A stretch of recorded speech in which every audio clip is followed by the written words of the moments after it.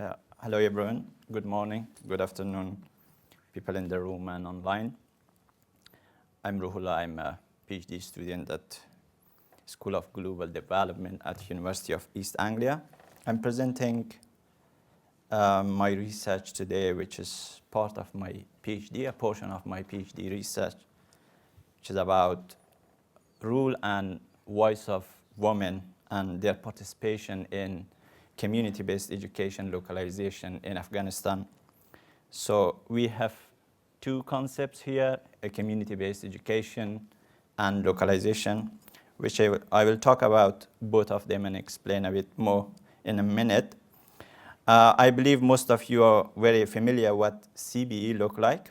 It is a global primary educational delivery model largely run by NGOs, mainly in conflict-affected or underdeveloped contexts to provide access to education for marginalized and underserved communities and out-of-school children.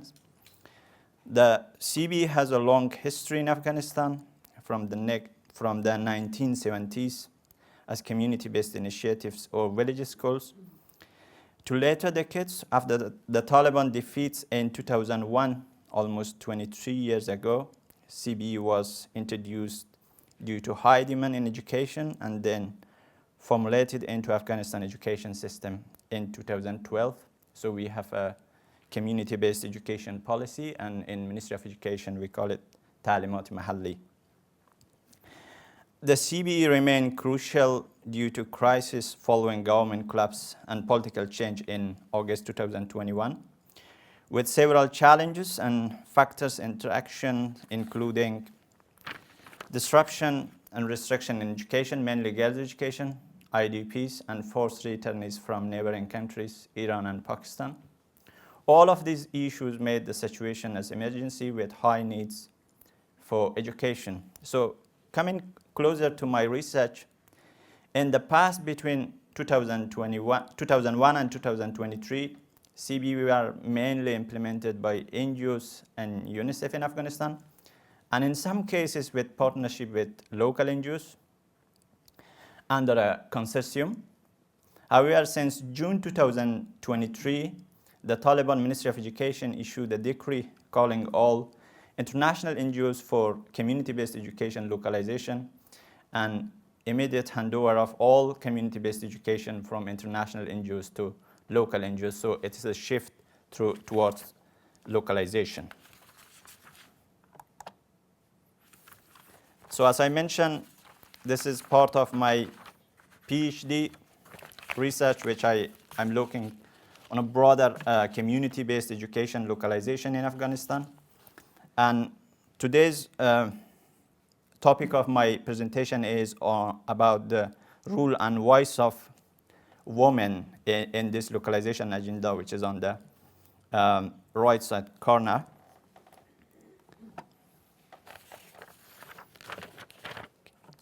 Next.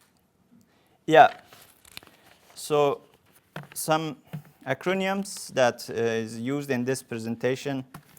Most of you are very familiar with some of them. CBE, NGOs, Ministry of Education, PD for Provincial Education Department, DED for District Education Department, and SMS for School Management Shura. A brief overview and background on the localization.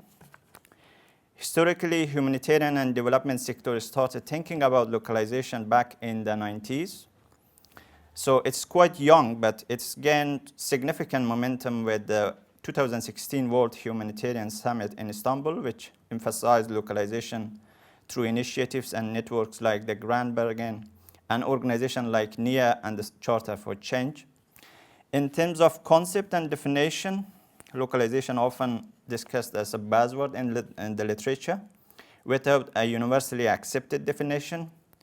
So there are several definitions of localization, but generally there are common elements in defining localization that includes ideas like shifting power to local actors, involving locals in decision making, building equitable partnership, and capacity building for local organization.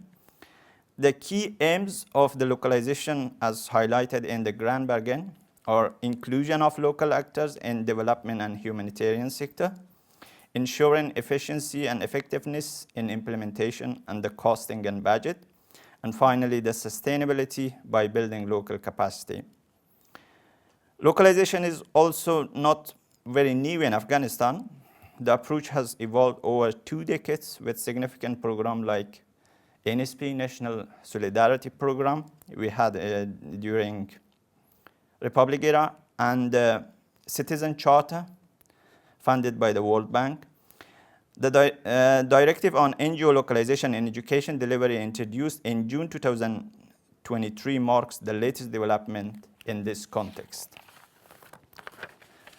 So in the current CBE localization practice, and the Ministry of Education push international NGOs to transition all their CBEs implementation to local NGOs are often regarded as political decision, which lacks the strategic and technical thinking about localization.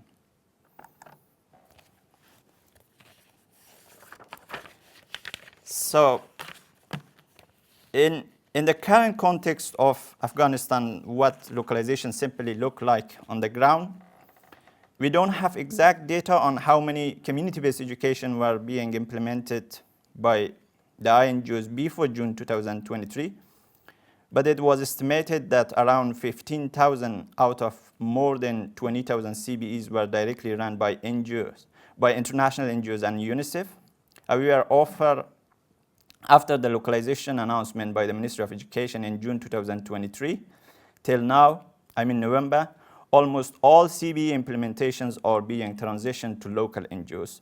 So as you see on the screen, as of this month in November, we have around 21,000 active CBEs in Afghanistan, in which 19,600 of them are being run by 30 local NGOs. Only around 1,000 classes are still remained for the international NGOs that they are implementing.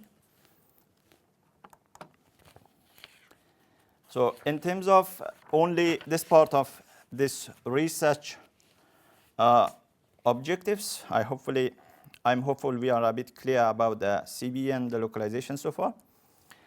So this research is focusing to understand the role and participation of women in the CBE localization agenda and practice, and looking into how the inclusion and exclusion of women from NGOs and localization agenda impact the quality of education delivery and the broader well-being of women-led organizations in those working in NGOs.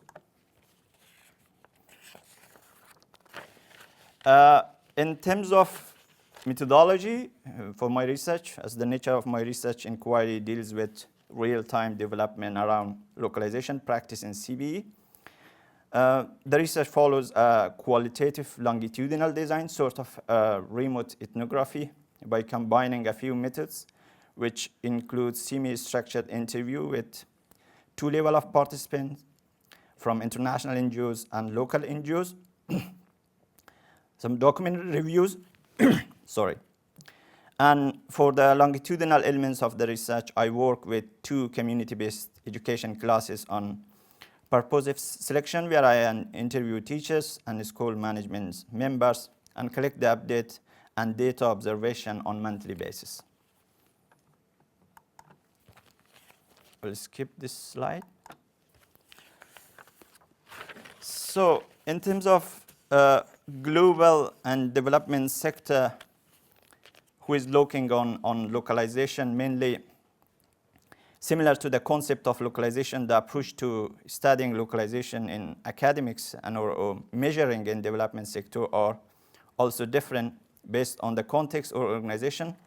However, this is common area for focus, for example, emphasizing an equitable and meaningful partnership with local actors, capacity building, increasing fund to local actors, and working with local actors to involve them and support in local intervention coordination mechanism, generally for area of focus in coordination. So these 4 areas are the main area of focus in development sector in terms of localization of NGOs and humanitarian aid.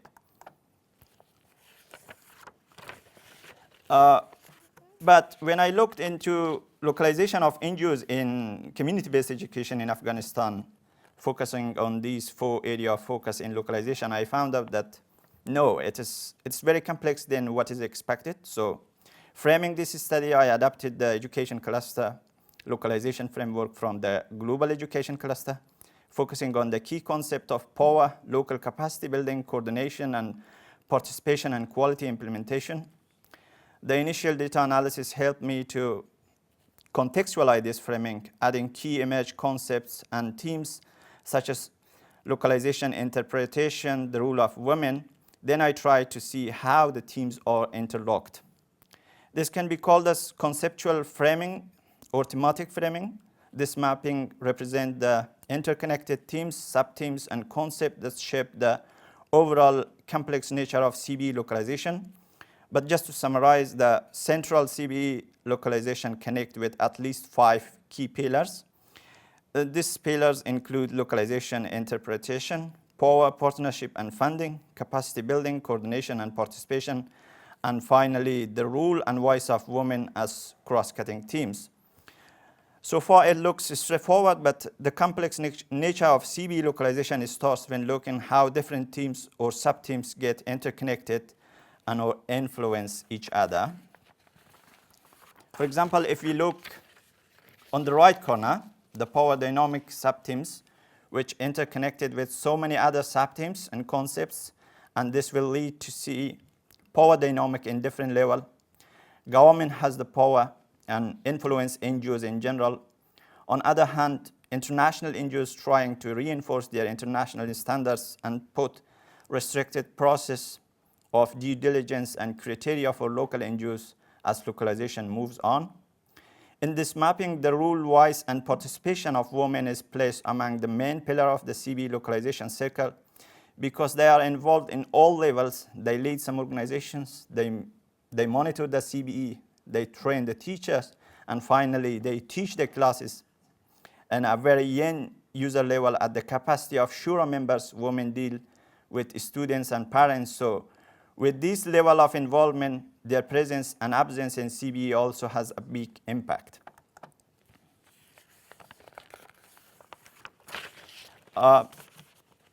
Therefore, to analyze the role and participation of women, I added a synthesis lane of gender equality and social inclusion approach. As you can see on the screen, this JC lanes range from JC absent to JC transformative. Going quickly on the points for the first 3 rate points, the JC grade is measured rate. For example, if an organization or system is graded JC absent, unresponsive, or JC exploitative, that means that organization or intervention is not considering gender norms, gender needs. And there are unequal power relations with one group take the advantage and other are marginalized. Gender exploitation is when a program or organization know those sort of gender needs and norms but misuse it. JC accommodating means the system or organization acknowledge the different needs but can't implement it. And finally, the JC transformative is when the organization actively seek gender equality and inclusion of marginalized group in all levels. I hope this is not very complicated, but you will notice some of the example of this framing in my findings. So I move on to the findings of this study. This is only 3 slides. The first section of the findings focus on women's voice and participation in the localization agenda and practice. Localization announced shortly after the ban on women working in NGOs, that was in December 2022, and suspension of women higher education on the same month. In addition to this, the Ministry of Economy put another restriction announcing that women no longer can be a member board of director for NGOs. Also, women-led organizations should introduce a male representative to attend coordination meeting in the ministry. So women who are the organization leaders, they no longer can attend meetings in ministries, Ministry of Education and Ministry of Economy. On the other hand, the localization was sort of a rapid and forced practice from the Ministry of Education, giving a very short deadline for international NGOs to transition their CBEs. And finally, power dynamic and controls within the system, mainly controls from the Ministry of Education side, further contributed to marginalization of women, especially women-led organization in education.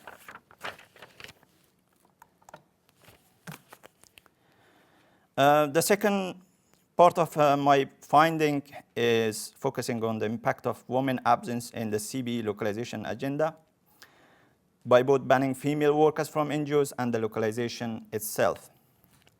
So as you see on the screen, the first impact is on access and quality education delivery when the ban announced and on women working in NGOs. So there were lots of education disruption. Some of my participants reported that they have received some reports of dropout rates in some areas. And also, social and gender norms are exacerbated. The ban reinforces harmful gender norms and inequalities. We can read these quotes from an international NGO staff in Baghlan who told me, "We noticed in some conservative communities, families take the advantage of current restriction on women, convincing their female family members not to continue their job search for their job or further studies." Other impact was the low policy implementation and management disruption, which includes lack of gender responsiveness and representation, and also gender bias, the dominance of male perspective in decision-making or recruitment. For example, males, they announce the job, they interview, and they review the shortlist from male perspectives, and also in terms of packaging health and hygiene kits for women. So all the activities and involvements in those activities are men without any perspective from women. And the other impact is gender neglect and exploitation. Women's lead organizations were decreased and reduced capacity building of women staff in some organizations. Some of the interviews reveal other forms of exploitation, neglecting HR policies and leave policies, holidays, official hours, and creating some condition in staff recruitment. We can read these quotes from a female participant who is a female master trainer in Badakhshan, who told me, "The situation is now better. We can visit CBE schools with mahram, but not allowed to work from office. I usually coordinate my planning for the next day through WhatsApp call and text with my manager and report the progress to our managers after I prepare dinner for the family." So this shows that the context of work with female staff, so they can work out of official hours as well in this situation. And the final slide of the finding in this presentation, I focus on looking into some NGO's response or mitigation response. Majorly, the local NGO has taken towards inclusion of women, as well as some challenges they have faced. The first mitigation was including mahram in staff structure, because the Taliban, they banned females from working in NGOs, but later they allowed that if you recruit mahram for them, so you can go ahead with that, and women staff, they can go in the field with their mahram. But it has also some challenges. The challenge is exclusion. Either both partners have a role or mahram with no cost. Some local NGOs, possibly they have no budget to pay the salary for mahram. Either mahram has a qualification to work, otherwise he should attend the organization without any cost. Or in some cases, we have some evidence that those women who are qualified but had no mahram, so they are excluded. Other sort of mitigation was adaptation to re-establish the structure as situation improved, because after they banned the women working in NGOs, they have they had some flexibilities for education and health, but organizations who are dealing with staff, they recruited all males. So this quote actually explained this situation.